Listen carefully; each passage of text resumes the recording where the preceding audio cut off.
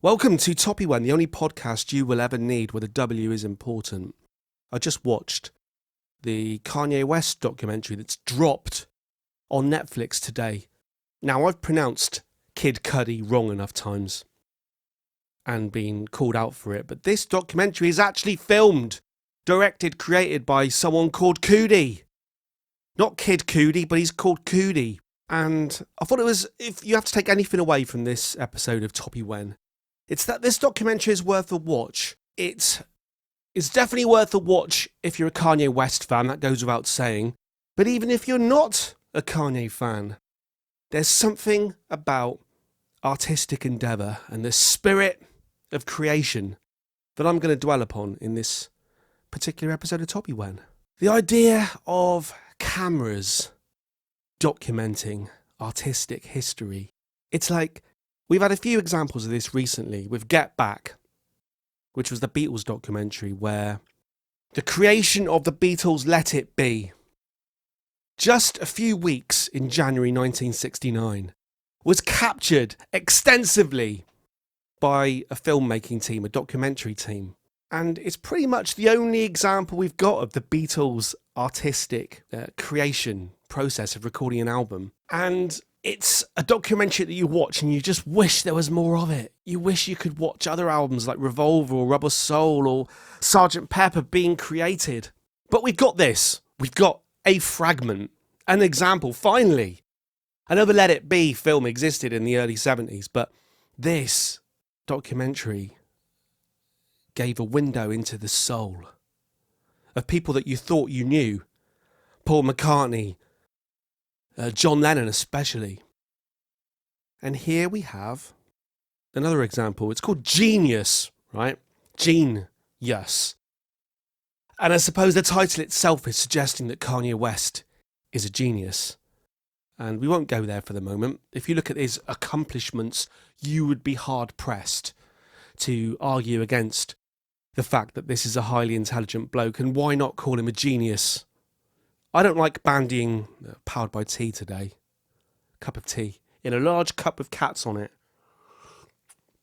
I don't like bandying the word genius around willy-nilly, but I think sometimes credit where credit's due. Over the years, we've had insights into the creative process of various bands, usually in a kind of thought through making of documentary, fragments of insight into the creative process.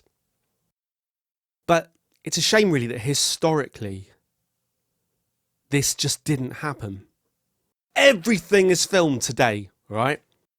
So any new coming artist, an up and comer, that sounds like sort of a mix between, I don't know, a sports star and a porn star, an up-and-comer. Any up-and-coming artist today is going to be filmed within an inch of his life or her life. But just how much of interest have we lost by the fact that the majority of art in history, the creation of said art was not documented. The creative process was not documented. It was not filmed.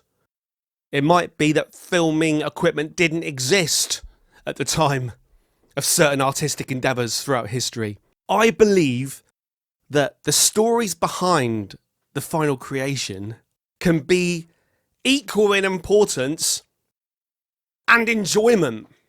So it's the enjoyment word. So I think the story, documenting the story behind the creation of a very famous work of art, something that captured the public's imagination.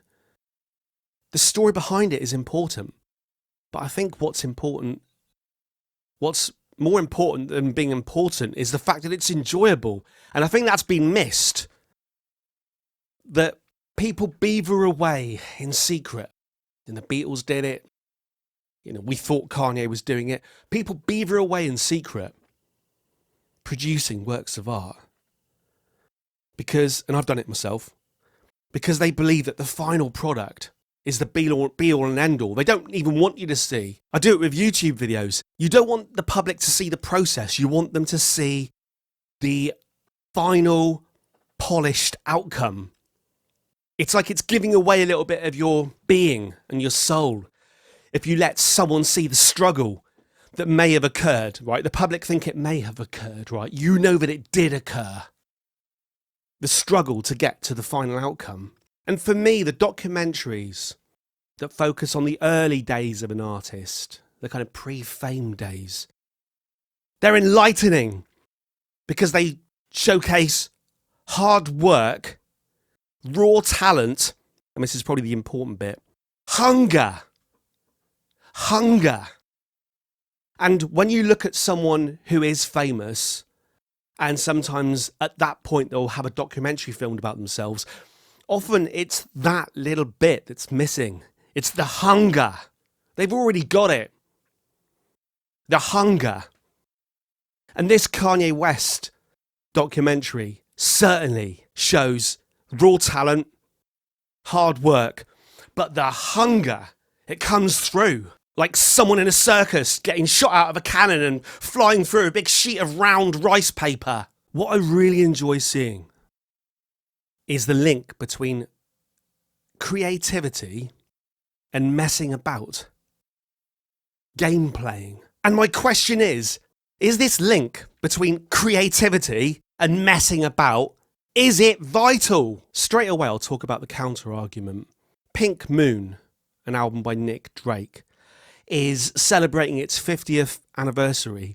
Now, this album was insular, introverted. It was a guy and his guitar. Heartfelt, earnest. He died not long after the album was recorded. So when I say the link between creativity and messing around, you've got to then imagine and decide whether Nick Drake was messing around when he sat in front of a microphone with an acoustic guitar and sang his heart. So I'm not saying that everybody who ever recorded an album or wrote a book or made a film was messing around at the time. But when you watch the Beatles documentary, there's a lot of larking about going on with the end result in only a few weeks of an album. I want to relate it back to myself. In the past, when I was in bands and even solo to a certain extent, there was a lot of messing around. There was drinking, there was videoing each other, not sexually, but videoing each other, making little short films and things. Just, if I remember the kind of creative peaks, the creative peaks were mixed in. They were like the outcome of just a lot of larking around. And then you have to think, without video or audio evidence, would we ever know of anyone else larking about? So we've got evidence now of the Beatles larking about on film. And we always had it on audio. You only have to listen to the anthology dating back to the 90s of all the outtakes of famous songs to hear them just messing around, smoking cannabis, messing around, whatever they were up to. The productivity, I always talk about the Beatles just because they're my favourite band, but the productivity that band, the number of albums and films that they produced in 7 years, such hard work and yet constant messing about.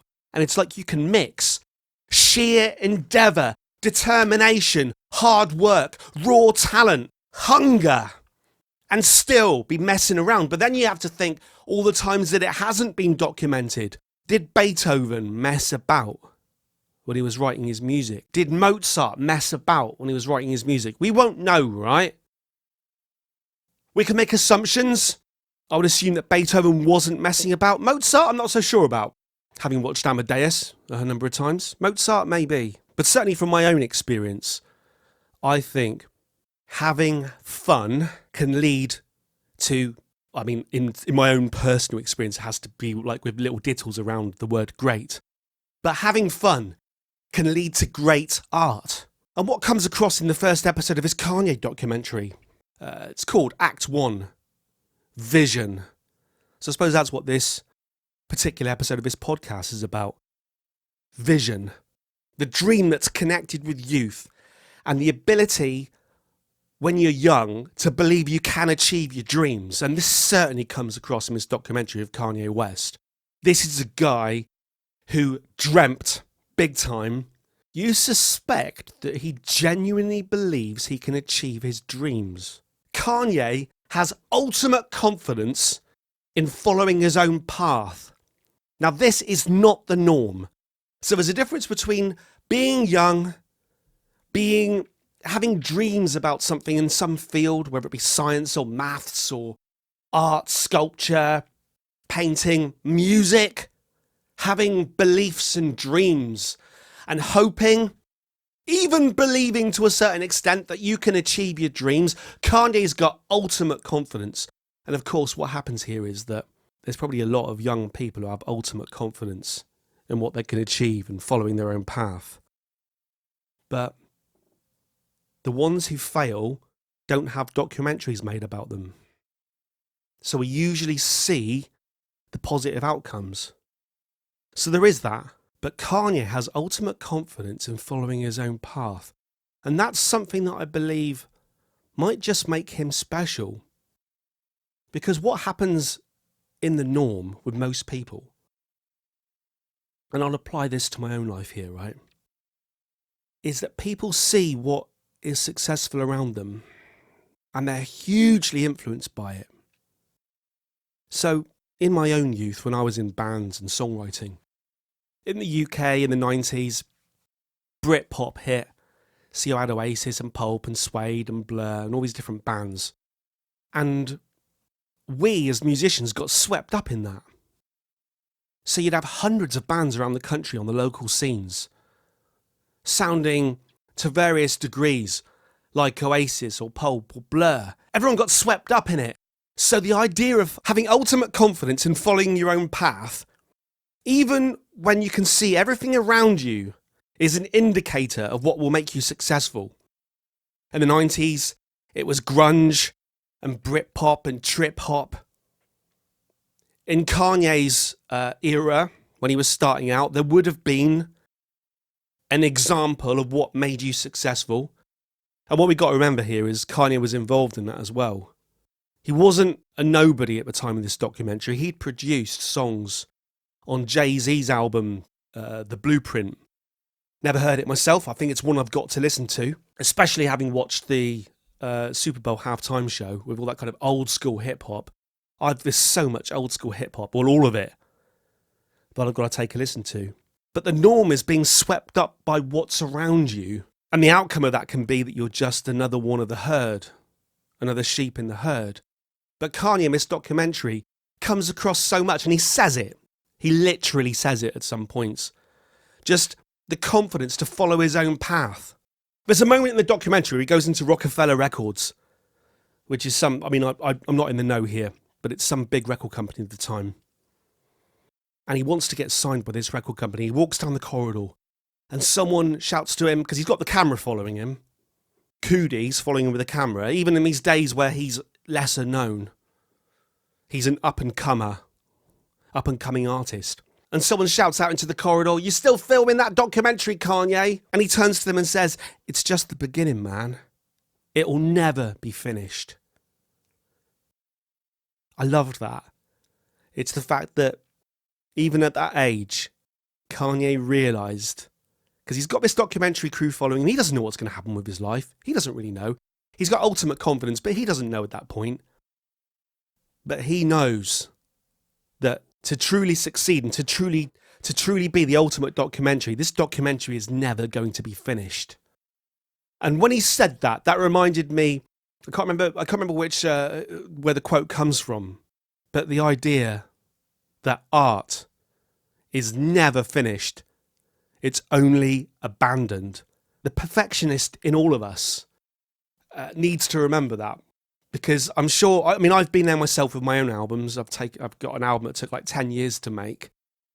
And you'll look at examples of bands, be it Guns N' Roses, or I'm sure you've got your favourite artists that you can think of, where they have just worked on an album endlessly, and you suspect they're trying to achieve perfection.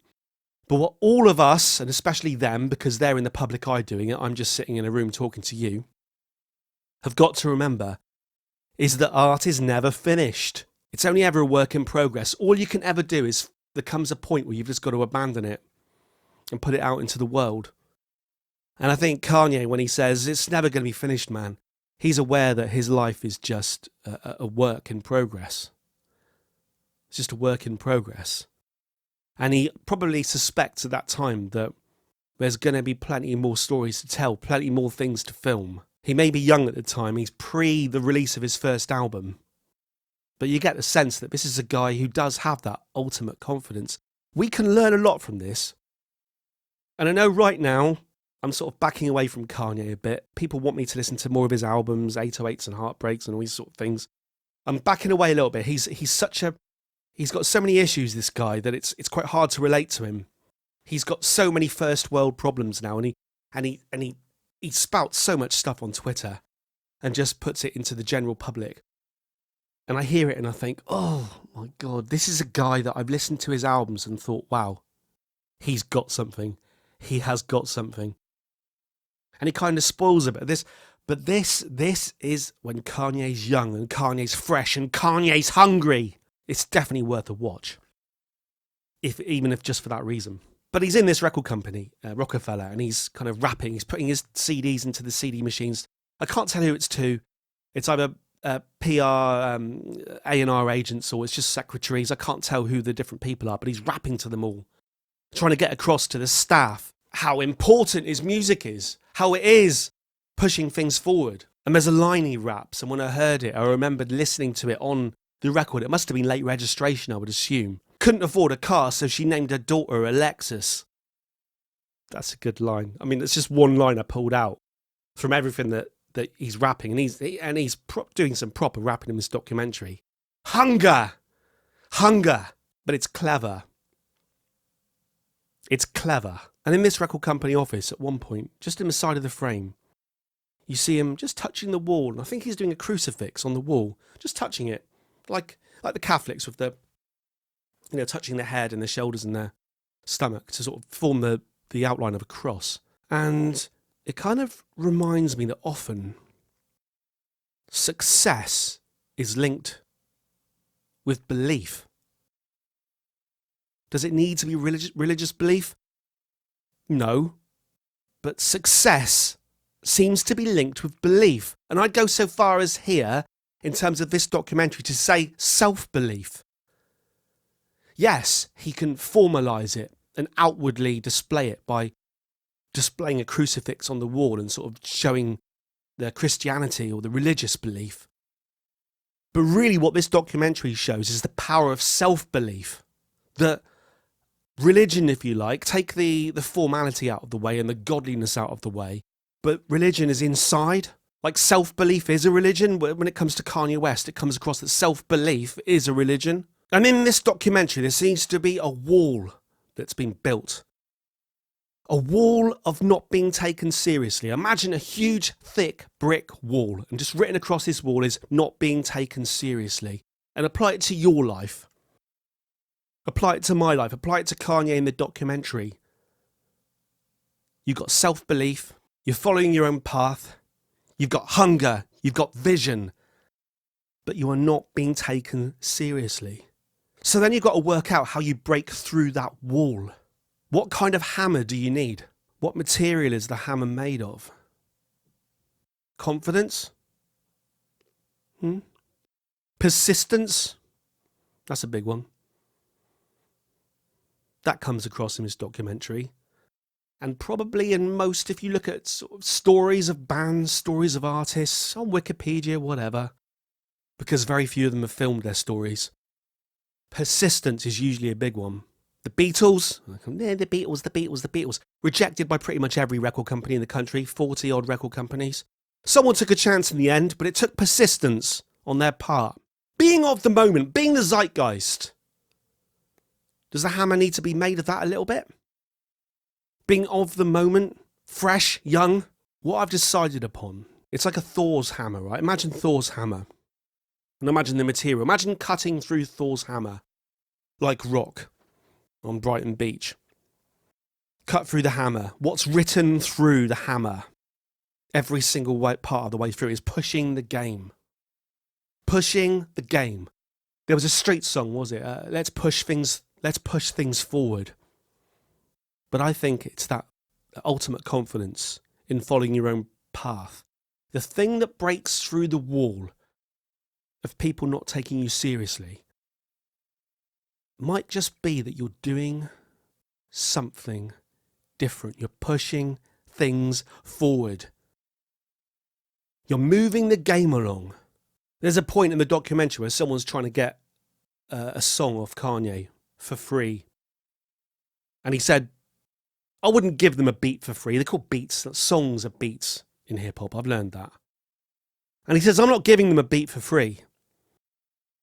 And I know we're going back 20 odd years here in this documentary, but there's a thing that's become the norm. It certainly was even a norm it was becoming something in the 90s, but it's just gained velocity ever since. The idea that artists should basically do the majority of their work for free, because I'm the head honcho, right? I'll let you do it for free because it's getting your name out there. Put your music out for free because it will get your name out there. Do a gig for free because it will get your name out there. We'll put your short film on the telly or whatever because it will get your name out there. We'll make your art and put it out for free. And what happened? Okay, it was with the rise of Napster and various things. Various things contributed.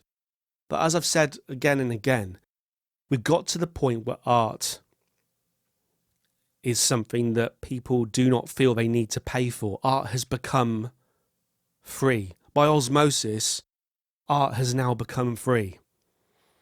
People expect it for free. They'll stream it, they'll download it, they'll just stream it. It's all in the ether, ones and zeros. Everyone wants it for free. They expect it for free.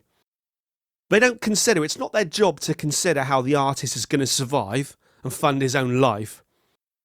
But it's interesting, 20 odd years ago, to hear Kanye say, I'm not giving my beats for free. He had utter self-confidence in pushing things forward, but also utter self-confidence in his own worth.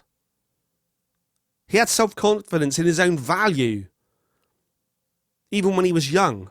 That is powerful. I liked that. That is powerful. So it is interesting to watch Kanye say, I'm not going to give you a beat for free, when I'm sitting watching it on the TV in a give arts for free society.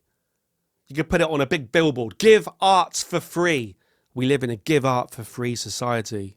How would Kanye do today as a youngster? I don't know. That's another question, isn't it? What this documentary shows is that Kanye at the time he was a producer. He was producing songs for people. He was writing songs. I think that's what beats is. Coming up with beats, coming up with songs, coming up with beats, giving them to artists, giving them to rappers, and they were rapping over the top of them and thinking, this music, this youngster's given us, this is class. This is pushing things forward.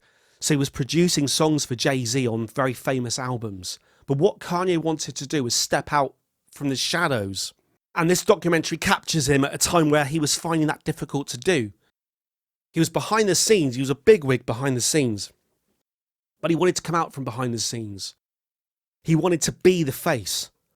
And I'm trying to apply that to sort of the rock world of the past. And what I would say is, as a producer in the rock world, you probably had a little bit more. So you had like Phil Spector was a producer. You've had various rock and roll producers over the years, John Leckie or Mutt Lange or whatever, and they are proper superstars in their own right, and they probably never felt the need to step out. So I'm trying to think of a better example of someone behind the scenes, really successful, contributing to music, who needed to step out. Shep, that's a dog from Blue Peter, who wants to step out from the shadows, and I'm not talking about Hank Marvin from the shadows. That'd be odd, wouldn't it? The best I could come up with was perhaps the session players. So people who, unbeknownst to the public, had played on really famous songs. And the one I came up with was Jimmy Page, right? So in the 60s, you've got like Kinks songs, big Kinks hits, and various rock and roll songs of the time. And unbeknownst to the public, Jimmy Page was brought into the studio and he played guitar in those songs instead of the band's guitar player. because the band's guitar player couldn't cut it. So Jimmy Page would just quietly come in and play those riffs that you think are Dave Davies or whatever out of the Kinks. It's actually Jimmy Page. And his way of stepping out from the shadows was, I mean, the end result was Led Zeppelin. He went via the Yardbirds or whatever, but Jimmy Page stepped out from the shadows and became the guitar player of Led Zeppelin. Arguably, definitely arguably, but the biggest rock band of all time. So there are precedents in rock music. Kanye, a producer for some big rap songs of the time, wanted to step out and be the face. Kanye wanted to be Led Zeppelin. Now we know, I mean, in this documentary, you don't know, it stops. It's only act 1 of 3. And it's the vision, it's the kind of the hunger at the very beginning. And in the documentary, you don't know what happens next. We know, because we're sitting here in 2022. We know that Kanye did become Led Zeppelin. He did. He stood on the stage at Glastonbury and said, I'm the biggest rock star in the world. And when he did it, all the rock fans who didn't want Kanye playing at Glastonbury, they were like, what does he think he is? He's not the biggest rock star in the world. But I remember thinking, he kind of is. Kind of is, really, isn't he? If rock's an attitude, because what is rock if it's not an attitude? Are we saying rock has to be drums, guitars, bass and vocals? Is that rock? Rock and roll? But rock? Or is rock up here? Kanye's probably always been the biggest rock star.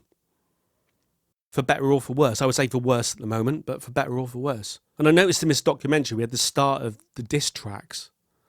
Because this is a thing that has always been alien to me. A famous hip-hop artist producing a song, rapping a song that is directly slagging off another artist. So it's like a battle. I think I've heard, because I haven't done a lot of research on it, but I think I've heard you've got like the West Coast bands and the East Coast bands, and back in the 90s they were doing diss tracks to each other and shooting each other and all this sort of gang-related stuff. But even in this documentary, we've got someone that helped teach Kanye how to produce songs when Kanye was just a teenager. He was 13, 14. And then when Kanye's interviewed for a magazine, when he's now produced songs for Jay-Z, Kanye fails in this other artist's mind. Kanye fails to give this other guy credit. So this other guy writes a diss track, so basically a song slagging Kanye off, which Kanye then hears. And this is right back then. And Kanye meets him. There's like on the side of the street, the car pulls up and this guy's in the car. And Kanye's saying to him, look, man, I did give you credit. Just the magazine didn't print that one line that I said. And the guy in the car's looking back at it, and the guy's done this diss track is looking back saying, yeah, whatever, man. I don't know if I believe you. And they hug and they make up and everything. But it's just the idea of diss tracks. And it seems to be such a hip hop thing. But then I thought about it. And I thought, do you know what? As rock fans, it's easy to go, oh, look at these rappers dissing each other in their songs. But I think rock is infused with diss. Because I thought, when I watched it, I thought, I've never written a diss track. And I thought, actually, no, I have. I think there's a difference, right? I think in hip hop, the diss is blatant, but certainly in my writing, it's infused into every song I ever wrote, but it was subtle. So I'm thinking, if I extend me across the world of rock, perhaps hip hop disses are blatant and rock disses are subtle. I think the diss is infused into every song. I think it might just be the essence of songwriting. Railing against something. Always? Is that always the essence of the song? No. But often. It often is. It can be railing against a thing or a place, but it's mainly a situation. A rock song, and probably a hip-hop song.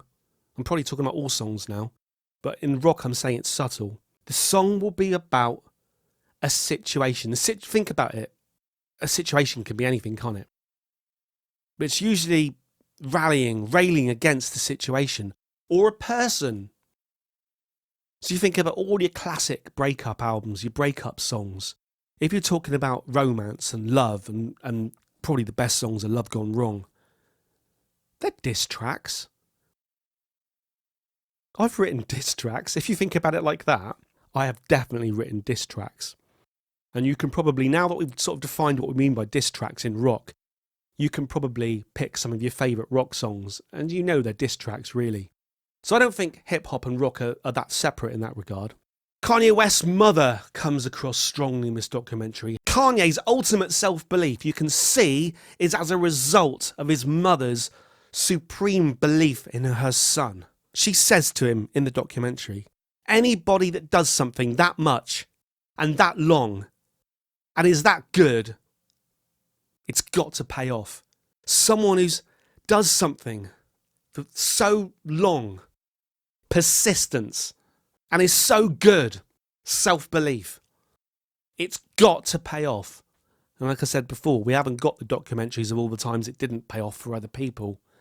But this should be an example to the youth of today that self-belief is important. His mother and him in this documentary were sitting, I think he goes to visit her in Chicago, I can't quite remember, but they do have a discussion where at one point, Kanye thinks that his mother has said that he's arrogant, overconfident, arrogant. And I think he's a bit taken back by that. And she clarifies and says, no, Kanye, I'm saying you've just got the perfect level of confidence. Perfect. She says the word perfect.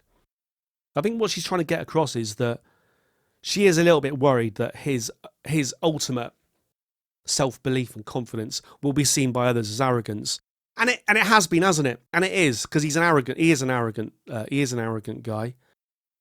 But then you've got to say, if you were going to learn from this experience, you would say that what harm has his arrogance done him in terms of fulfilling his dreams? Probably zero. I mean, it's probably a fine line between confidence and arrogance. Perhaps there is no line. Perhaps confidence is arrogance. Just different shades. Different shades. There's a point that Kanye's trying to finish his debut album for this major label, Rockefeller or whatever. And he goes and meets a guy, I don't know him, he's called Scarface, but he looks like an old school rapper. So he's someone that Kanye would look up to in the early noughties. He must have been, I take it, he's like a 90s rapper or something. And they go into the studio together and Kanye puts his CDs on. There's like a Jesus, what was it called? Jesus Walks or something, and another one called Family Business, Family Affairs. Playing these couple of songs to this Scarface guy. And he wants this Scarface guy to rap on his songs. And I'll be honest, the Scarface guy looks a little bit taken aback.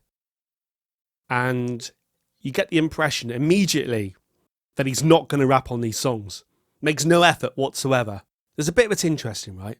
He's there and he's listening to one of these songs. And Kanye wants to hear the guy's verdict. And the guy just looks on the table and says, what's that? What are they? There. And Kanye says, it's my retainers. Because throughout this documentary, Kanye's wearing, I think the Americans call them retainers, we call them braces or retainers. Anyway, to straighten your teeth. And every time Kanye has to rap or speak properly, he takes his retainers out, top and bottom it looks like. So he's taken these plastic things out of his mouth and put them on the tabletop.